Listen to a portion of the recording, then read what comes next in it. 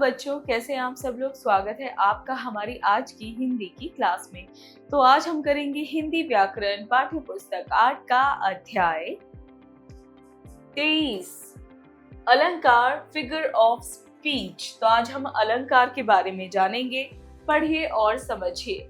बच्चों, अलंकार शब्द का अर्थ है आभूषण या गहना।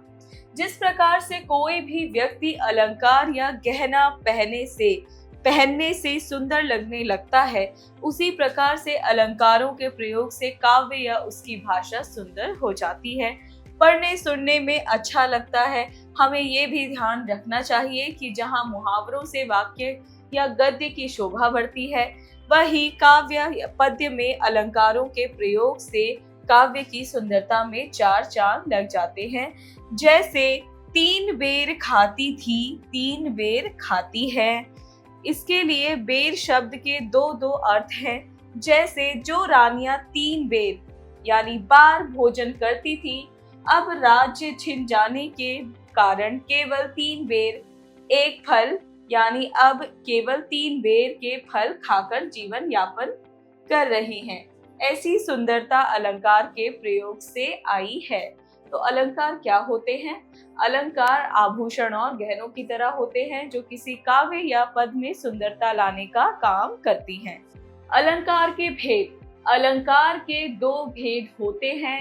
पहला शब्दालंकार, दूसरा अर्थालंकार। पहला शब्दालंकार। ऐसे अलंकार जहाँ शब्दों में चमत्कार उत्पन्न होता है, वे शब्दालंकार कहलाते हैं। जैसे तनिक हिलती तैरती, ताल में तरुणियां। यहाँ शब्द में त वर्ण की आवृत्ति होने से शब्दों में चमत्कार उत्पन्न हुआ है। तो बच्चों, शब्द अलंकार क्या है? जहाँ पे शब्दों में चमत्कार उत्पन्न होता हुआ बोध हो, वही हमारा शब्द अलंकार होता है। शब्द अलंकार के भेद। शब्द अलंकार के भी 3 भेद होते हैं। क अनुप्रास अलंकार, ख यमक अलंकार, ग सलेश अलंकार।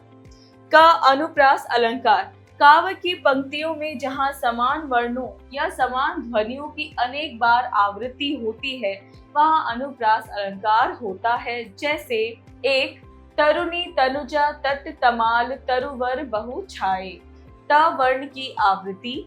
2 चारु चंद्र की चंचल किरणें खेल रही थी जल थल में, च एवं ल वर्णों की आवृत्ति। 3 मधुर मधुर मुस्कान मनोहर मनुज वेश का उजियारा, मां वर्ण की आवृत्ति। यानी कि जहां आपको समान वर्णों या समान ध्वनियों की अनेक बार आवृत्ति होती हुई यानी कि दोहराती हुई नजर आए, वही आपकी अनुप्रास अलंकार कहलाएंगी। ख यमक अलंकार। जब काव्य में किसी शब्द का एकाधिक बार प्रयोग हो और वह विविध अर्थों में प्रयोग किया गया हो, तो वहाँ यमक अलंकार होता है। जैसे माला फेरत युग भया, फिरा न मन का फेर, कर का मन का डारी दे, मन का फेर। यानी कि जिस काव्य में एक ही शब्द का 2 बार प्रयोग किया गया हो या 2 से अधिक बार प्रयोग किया गया हो, वो यमक अलंकार कहलाते हैं। यहाँ मन का शब्द का 4 बार प्रयोग किया गया है। इनके अलग अलग अर्थ हैं। मन आत्मा का, माला का दाना। तो बच्चों, यहाँ पे क्या है? मन का हमने देखा कई बार प्रयोग किया गया है और इनके अर्थ भी अलग हैं। जैसे आत्मा का और माला का दाना। दूसरा काली घटा का घमंड घटा।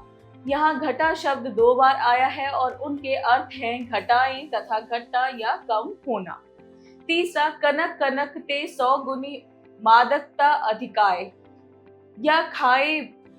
या खाए बौराए नर व पाए बौराए। यहाँ कनक शब्द का 2 बार प्रयोग किया गया है। एक का अर्थ सोना स्वर्ण है तो दूसरे का धतूरा। ग सलेश अलंकार। पद्य या काव्य में जब किसी ऐसे शब्द का प्रयोग किया गया हो जिसके एक से अधिक अर्थ निकलते हैं, वहां सलेश अलंकार का प्रयोग होता है। जैसे पहला रहीमन पानी राखिए, बिन पानी सब सून, पानी गए न उबरे, मोती मानुस चून। यहाँ पानी शब्द के 3 अर्थ हैं, चमक, प्रतिष्ठा तथा आटे के लिए जल। तो बच्चों, जिन काव्यों में एक ही शब्द के अनेक अर्थ बताए जा रहे हों, वह हमारे सलेश अलंकार कहे जाते हैं। जैसे इस दोहे में पानी शब्द के 3 अर्थ हैं, चमक, प्रतिष्ठा और आटे के लिए जल। जो रहमत गति दीप की, कुल कपूत की सोए, बारे उजियारो करे, बड़े अंधेरो होए। यहाँ बारे तथा बड़े के दो दो अर्थ हैं। बारे जलना, बारे जन्म लेना, बड़े बुझना, बड़े बड़ा होना। 2. अर्थालंकार। जिन अलंकारिक शब्दों से काव्य के अर्थ में सौंदर्य उत्पन्न होता है उसे अर्थालंकार कहते हैं। जैसे मैया मैं तो चंद्र खिलौना ले हूं। यहाँ चंद्र खिलौना का अर्थ चंद्र रूपी खिलौना से है, इससे अर्थ में चमत्कार उत्पन्न हो गया। यानी कि जिन काव्यों के अर्थ में सौंदर्य उत्पन्न हो जाता है उसी को हम अर्थालंकार कहते हैं। जैसे कि चंद्र खिलौना यहाँ पे वाक्य की सौंदर्यता को बढ़ा रहा है। अर्थालंकार के भेद। अर्थालंकार के निम्नलिखित भेद हैं। क उपमा, ख रूपक, ग उत्प्रेक्षा, घ अतिशयोक्ति, ड़ मानवीकरण, च पुनरुक्ति प्रकाश। क उपमा अलंकार। इस अलंकार में दो असमान व्यक्तियों अथवा वस्तुओं में तुलना करते हुए समानता दिखलाई जाती है, वहाँ उपमा अलंकार होता है। इसके लिए सी, सा, सम, सरिस आदि शब्दों का प्रयोग किया जाता है। जैसे पहला मौसम नारी ना तुम सम पुरुषा, दूसरा देखिए फूल सी बच्ची, तीसरा पीपर पात सरिस मन डोला, चौथा मखमल के झूल पड़े हाथी सा टीला। यानी कि जहाँ काव्यों में दो असमान व्यक्तियों या वस्तुओं की तुलना की जाती है और उन्हें एक सा बताया जाता है, वही हमारा उपमा अलंकार होता है। और यहाँ सी, सा, सम, सरिस का प्रयोग होता है। जैसे कि पीपर पात सरिस मन डोला। ख रूपक अलंकार। ऐसे अलंकार जहाँ गुणों की समानता दर्शाने के लिए दो वस्तुओं को अभिन्न मान लिया जाता है अथवा उपमेय में उपमान का आरोप कर दिया जाता है, वहाँ रूपक अलंकार होता है। जैसे एक चरण कमल बंधो हरिराई, दूसरा तुलसी मन मंदिर में भिरे, तीसरा आए महंत वसंत। यानी कि जहाँ पे गुणों की समानता दर्शाने के लिए दो वस्तुओं की भिन्न मान लिया जाता है, यानी कि गुणों को समान दिखाने के लिए दो वस्तुओं को भिन्न मान लिया जाता है और उसमें उपमेय या उपमान का आरोप कर दिया जाता है। जैसे कि हमारा है चरण कमल बंधो हरिहराई। यहाँ पे चरणों को जो है कमल के समान बोला गया है और बंधो हरिराही यानी कि श्री हरि के जो कमल के समान चरण हैं उनकी मैं वंदना करूं। ग उत्प्रेक्षा अलंकार। ऐसे अलंकार जहां उपमेय में उपमान की संभावना प्रकट की जाती है, वहां उत्प्रेक्षा अलंकार होता है।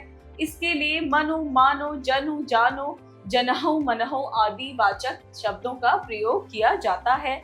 जैसे पहला सोहत ओढ़े पीत पट श्याम सलोने गात, मनहु नील मणि सैल पर आतप प्रयोग प्रभात।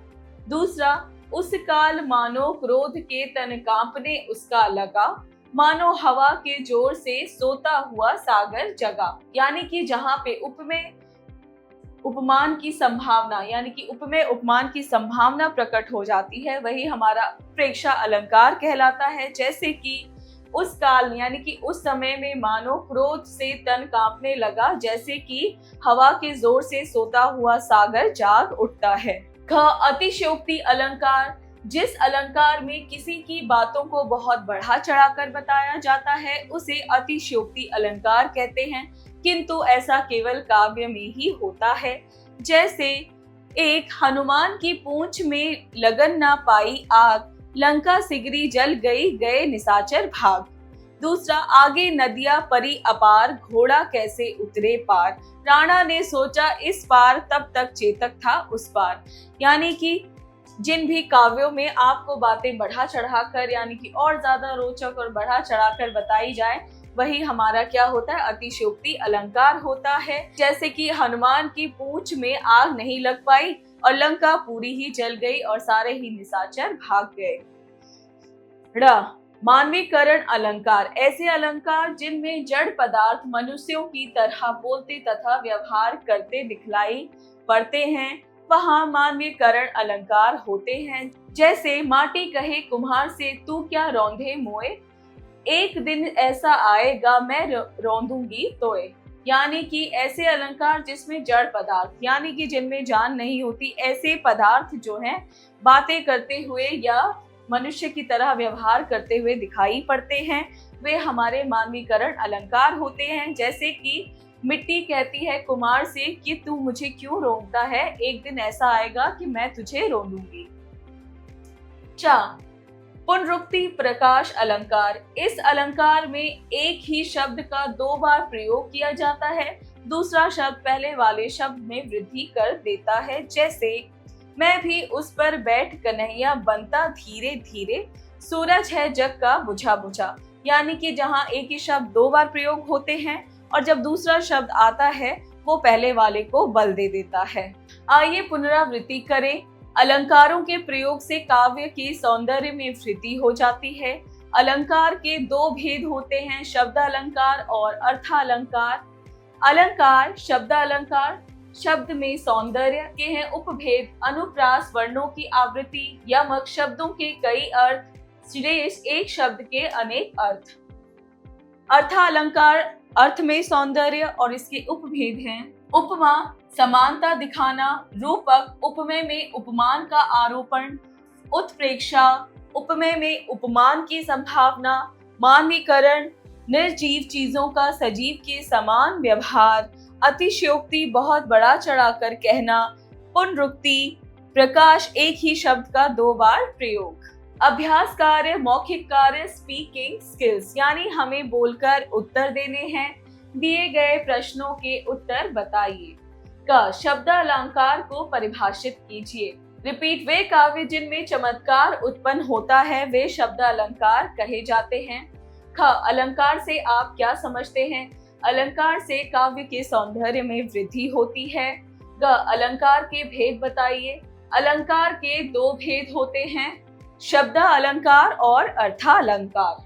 लेखन कार्य राइटिंग स्किल्स, यानी हमें लिखकर उत्तर देने हैं। प्रश्न 1 दिए गए प्रश्नों के उत्तर लिखिए। क अलंकार किसे कहते हैं? जिससे शब्दों में चमत्कार या सौंदर्य पैदा हो उसे अलंकार कहते हैं। ख शब्द अलंकार की परिभाषा उदाहरण दीजिए। तो ऐसे अलंकार जहां शब्दों में चमत्कार उत्पन्न हो वो शब्द अलंकार कहलाते हैं, जैसे कि एक ही वर्ण की बार बार आवृत्ति होना। ग मानवीयकरण अलंकार को परिभाषित कीजिए। ऐसे अलंकार जहाँ पे जड़ पदार्थ मानव की भांति बोलते हैं या व्यवहार करते हैं वे मानवीकरण अलंकार कहलाते हैं। घ अतिशयोक्ति अलंकार के बारे में स्पष्टीकरण दीजिए।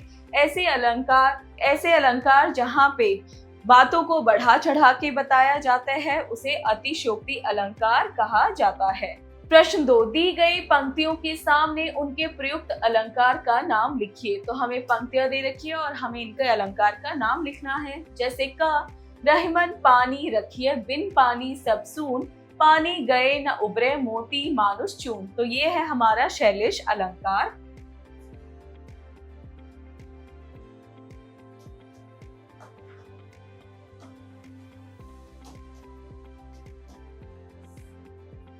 ख चारु चंद्र की चंचल किरणें खेल रही हैं जल थल में, ये है हमारा अनुप्रास अलंकार।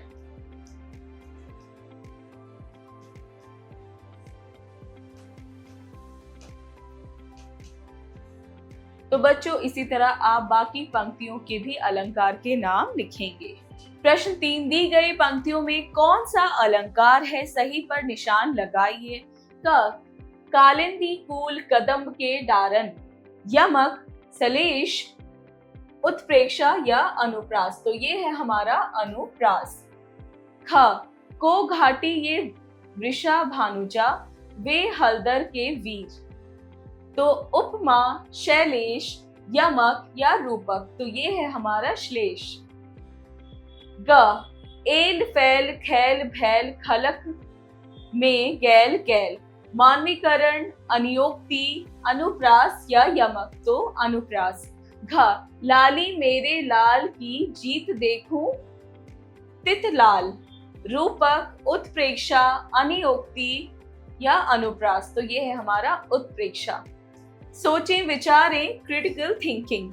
प्रश्न 4, मुदित महीपति मंदिर आए, सेवक सचिव सुमंत बुलाए। उपयुक्त पंक्ति को परिभाषित करते हुए अलंकार की पहचान करके सोच समझकर लिखिए। तो यहाँ पे एक पंक्ति दे रखी है, आपको इसको परिभाषित करना है, यानी कि इसका मीनिंग आपको बताना है और साथ में इसमें कौन सा अलंकार है आपको बताना है। खेल खेल में ब्रेनस्टॉर्मिंग एक्टिविटी। प्रश्न 5, छात्रों से अलंकारिक पंक्तियों की अंताक्षरी करवाकर उनमें प्रयुक्त अलंकारों के नाम बच्चों से पूछिए।